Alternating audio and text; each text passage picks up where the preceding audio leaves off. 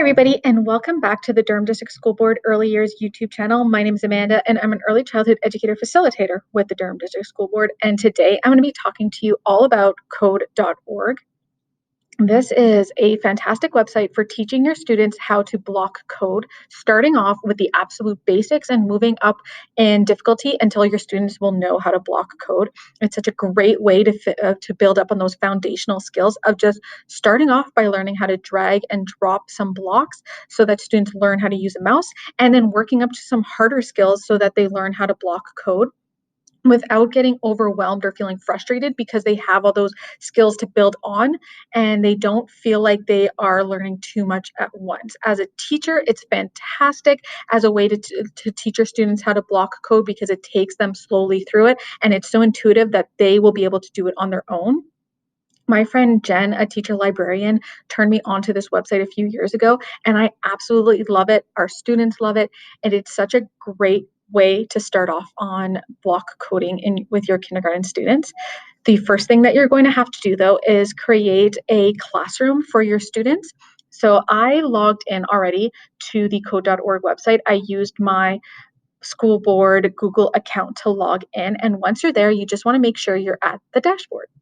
Scroll down and you're going to see that it says create a section. From here, you're just going to want to choose picture logins. I find this so much easier for kindergarten students just because they don't have to remember a login or a password or anything like that. They just have to remember a picture. Once you've chosen that, just name your class something. You can pick your classroom number, your name, whatever it is. I'm just going to call it test just to make it easy for me because it's just to show you guys right now. And then the grade level is going to be K. And for the course, I always like to choose Pre-Reader Express. There are tons of courses that you can choose, and code.org has some amazing things that you can do with it. But for the purposes of teaching kindergarten students how to block code, Pre-Reader Express is probably your best bet to get started. From there, you just want to click save, and we're going to be ready to add students into that new section that you've just created. Here, you're just going to want to put their students' names. First names are absolutely fine. If you have two students with the same first name, just make sure you put like their last name initial or something so that you know which one is which. And then an age, it doesn't really matter what age you're putting in, and it doesn't matter which gender you're putting in. And then you're just going to click add. You're going to continue doing this until you've added all the students in your classroom to your section, and that way that you'll have one course with all your students included in it. Once you finish that, you just have to go down, and I like to print out the cards with the students' logins. That way you can give your students what they need. Once you get to this tab, you're going to just scroll down and see all the login cards. There's just me in this class right now, so there's only one, but if you had added your whole class to it, there would be multiple cards here for you. You can see that I have this picture login. So instead of having, again, to type in a login, I would just have to remember that I'm this squirrel bunny. I guess it's a squirrel. And so now we're going to get to the hardest part of code.org. Now, this is the part that you have to get students to their classroom in order for them to be able to log in. You can see that there's two different options here. The first one is that they get to code.org/join and enter your classroom code, or they can just use this direct link. There's multiple ways for you to get students to do this. You can coach them through using the link. You can use maybe make a bit.ly link with this longer link that's here.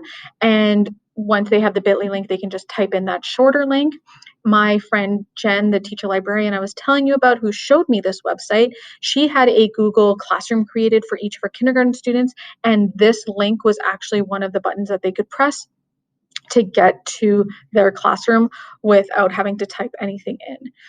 There must be other ways that I'm not even thinking of to be able to get students to get students to this link. If you can think of any other ways, leave me a comment down below. I'd love to hear your suggestions about that.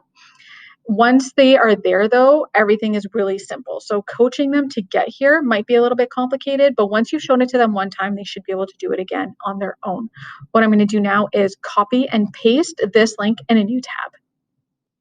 Once students get to their classroom, you'll notice that there is just one name here, but if you had added a whole bunch of students to your class, they would all be listed here. That's why it's important that if you have two students with the same first name, that you add their last initial or something so that they can tell which one is them. I'm just going to pick my name, and then you can see down here that all those picture logins have been populated. That's why students don't have to remember a whole login and password. It just makes this so much easier. They just have to remember their name and the little picture that's on their card. You can print out those cards, you can have them on a screen, you can do whatever you need to do so that students can remember which little picture they are, but it's really easy for them to log in this way. I remember that I was this squirrel guy, and all I have to do is click on it and then click the sign in button. These are all the lessons, and then within each lesson, there are tasks that students have to complete in order to move on. Before I get started showing you a little bit more about that and what that looks like, I just wanted to take a moment and talk a little bit about how we introduce this to our students. So I did this with the teacher librarian. She was doing a lot of tech with us at the time. And we did this as a whole group first. We logged in and we went through the first few tasks with the students as a whole group before we put them on the computer. It was really important to us to show them what they were doing so that they wouldn't get frustrated or have a lot of questions or get lost or not know what to do. It was really important for us to be able to give them all the tools and all the knowledge they needed to get started before we just put them on a computer and let them go. So if you are going to be showing your students how to block code using code.org, I would highly recommend doing a lesson first on how to use it before just putting students onto the website. It's just a really easy way to get students on the same page and really knowing what to do. You won't get frustrated, they won't get frustrated, and it's just a great introduction to it. So I'm going to start now with the first task on lesson one, just to show you a little bit about what it is and how it works. And you'll see that the first thing that comes up is click the block and clicking OK. That's one of the things that we said during our whole group lesson, is that if you see an orange OK, that means it'll go next. That way that's like their signal to know what to do next, is that those orange blocks. And then they just have to click on the block. Like I said, it starts them off really easy. It really just starts with the foundation of knowing how to click the mouse. Again, this is something else we told them. If you see the orange arrow button, that means you can continue to move on, that they know to click on that. The puzzles start to get progressively harder and harder with each task, and the directions start to get harder. So now it says drag the block to the target.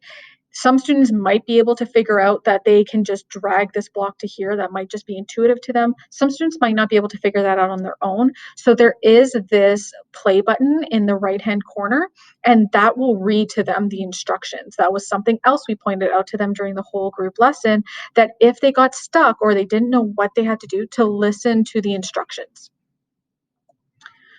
You can see that the instructions are again at the top here and the buttons here. So at any point when they're in their task, they can re-listen to the instructions if they forgot what they have to do. So starting off, just dragging and dropping a block, a skill they might not know yet. This is just really showing them the basics. I like how it now starts to give them puzzles, but instead of just looking like puzzle pieces, they actually look like block coding pieces. So they start getting used to being able to click the blocks together.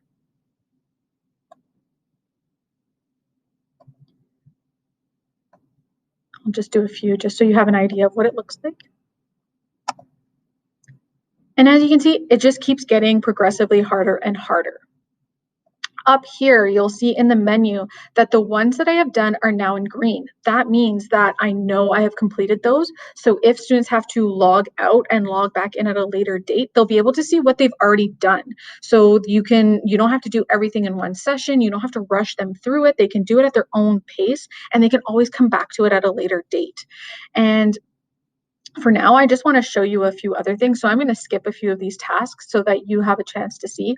If you notice, there are some diamond shapes. There's a circle, and then there's diamonds scattered throughout. The diamonds are actually videos. So you can listen to them, you can decide whether or not those are valuable for you and your students. They kind of just explain a little bit more about block coding and what is coming up in the tasks ahead. I'm just going to click continue. And now we're getting into the actual block coding part of the courses.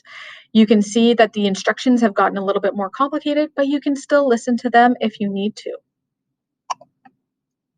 Again, love code.org because it starts them off so easy. It doesn't give them a whole bunch of coding blocks that they have to put together. It just gives them the single one that they need in order to solve the puzzle. So once they have put the puzzle pieces or the block coding pieces together, they can run the code to test it out to see if it works. Now we can see that I've accomplished it. My code worked. I can just keep going, and then they just start getting harder and harder. I now have 2 blocks I have to put together. And then I'll show you over here, if you look at all the lessons, I love that they have characters that students will love. This little Ice Age guy, they know him, they love him, Angry Birds. And then over here, we have Star Wars characters. I know my students were very excited when they saw that there were Star Wars characters that they could code. I'm going to skip the video and just go to the task over here just to show you just how much more complicated it gets, but without having huge jumps so that, again, they don't get frustrated. Now we have BB-8 that needs to pick up the scrap metal. You can see that there's grids that are on the picture. We have to get BB-8 over to the scrap metal by moving 1, 2, 3 blocks. So we just have to make it move 3 times. So again, this is knowing how to put the codes together. If for some reason I had put accidentally a code that I didn't want, you can always detach the codes. And then if you drag them over here, there is a garbage can that you can get rid of that code for. You run the code, see if it works.